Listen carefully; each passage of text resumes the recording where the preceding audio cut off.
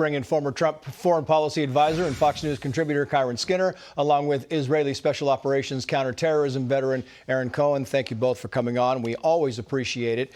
We know that withholding, Aaron Cohen, to you, withholding weapons from Israel is detrimental to Israel. It's beneficial for Hamas. It's amazing to me because Secretary of State Antony Blinken says that he thinks maybe Hamas might be the best answer. Watch this answer. Israel has not acted in a manner that's consistent with international humanitarian law. A lot of armed Hamas will be left, no matter what they do in Rafah. Or if they leave and get out of Gaza, as we believe they need to do, then you're going to have a vacuum, and a vacuum that's likely to be filled by chaos, by anarchy, and ultimately by Hamas again.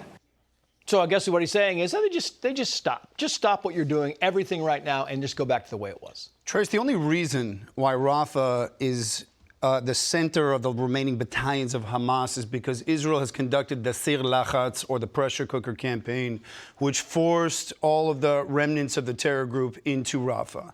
The way you conduct counterterror operations in the most significant, densely populated warfare that we've seen in years is by not only selective operations, but by going into Rafah. Those units need to clear all those 90-degree angles. They need to get barrels inside of rooms. They need to get those drones inside. That's the nature of unconventional warfare, in this case, special warfare. So Blinken is absolutely wrong. He's almost lying. I feel like this is personal between the White House and whatever relationship they have with Bibi. It's just a bad attempt to. And then you get to the information war, Kiron Skinner, because now we know that they have lowered the death toll in Gaza. And it says here, UN seemingly halves estimates of Gazan women, children killed. On May 6th, the UN published data showing that 34,000 plus people reportedly been killed in Gaza, including 9,500 women, 14,500 children. 2 days later, May 8th, the UN published data showing 34,844, including 4,959 women, 7,000, so half the number of women and half the number of kids. We absolutely desperately need accurate information because the information that we have inflames parts of the world, as we have seen. And what's so sad about those numbers is that it's a humanitarian organization at the United Nations, not exactly a friend of Washington, that has said the numbers have to be lowered. And so it's not even the administration itself. It should be our State Department producing evidence that the numbers that the health ministry in Gaza is in fact wrong.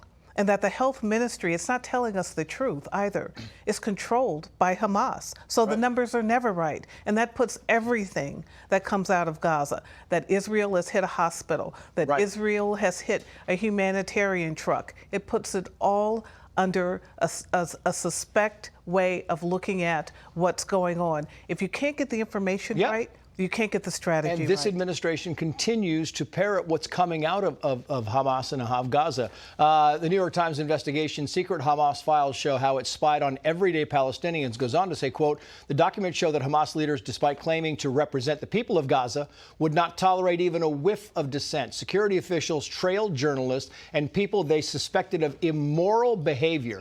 Agents got criticism, removed from social media, and discussed ways to defame political adversaries. Political protests were viewed as threats to be undermined. I mean, this is what you're talking about. The same thing that happens in Iran is it is the government against their people, and that's what we're seeing in Gaza. That's right. And Israel is doing the Palestinians a favor by going in there and gutting Hamas, Trace. For we have another expression in Hebrew, for every second we waste, another innocent person is going to be killed. And the longer the United States waits to put the hammer on Iran, the longer Israel waits to put the hammer on Hamas and finish those last two battalions, the greater the risk to the Palestinian people. And to your guest point also, the greater the risk to the domestic threats here in the United States that are festering from these idiot kids running around who have no concept of what's going on, what would happen if they got stuck in the middle of Gaza.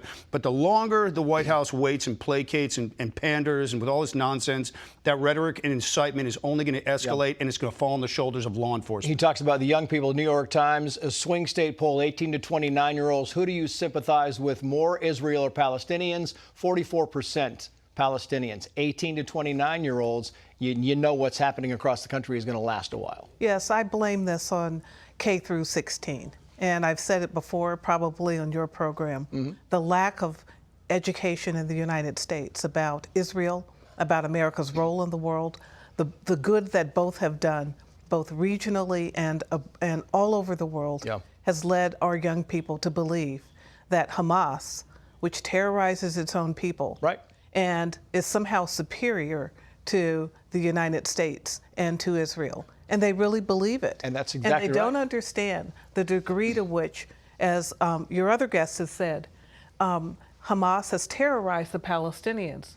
Yeah. And they don't understand how many of the Palestinians have bought into the rhetoric of Hamas. Right. This is a much more complicated story than Yeah. what's being told on the college campuses and the streets of this country. Kyron Skinner, Aaron Cohen, thank you both. Hey, Sean Hannity here. Hey, click here to subscribe to Fox News YouTube page and catch our hottest interviews and most compelling analysis. You will not get it anywhere else.